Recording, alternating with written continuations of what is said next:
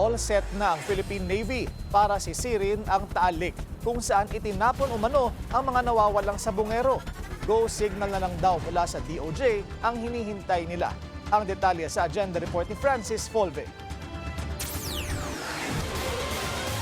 Handa na ang Navy Special Operations Command, ang elite unit ng Philippine Navy sa paghahanap sa mga sabungero na sinasabing idinispatsa sa Taal Lake. Pwede na raw silang ma-deploy anumang oras. Kasunod yan ang sinabi ng Justice Department na maaari nang simulan ang retrieval operations sa susunod na linggo. Natukoy na raw kasi ang lokasyon ng mga labi ng mga biktima. Kung ilang technical diver at Navy SEAL ang i-deploy ay magdedepende raw sa sitwasyon sa Ground Zero. That will depend upon the initial inspection of the area, but normally, as mentioned by Admiral Trinidad, who's a Navy SEAL, normally 3 teams are dispatched for technical diving operations.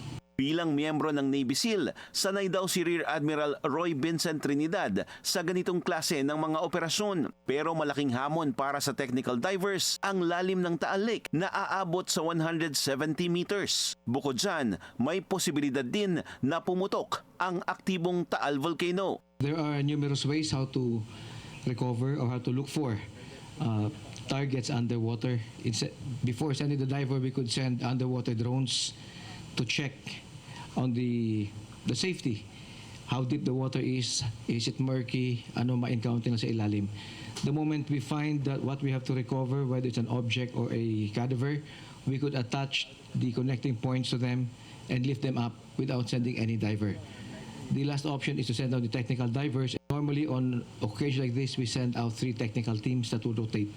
Ready na rin daw ang technical divers ng Philippine Coast Guard para tumulong sa operasyon. Sa ngayon ay nakahanda na ang 3 team ng Philippine Navy at ang kanilang mga equipment gaya ng drone at naghihintay na lang ng go signal mula sa DOJ para masimulan na ang kanilang technical diving operation sa tinuturing na Ground Zero o Taal Lake kung saan di umano itinapon ang mga bangkay ng missing sabungero.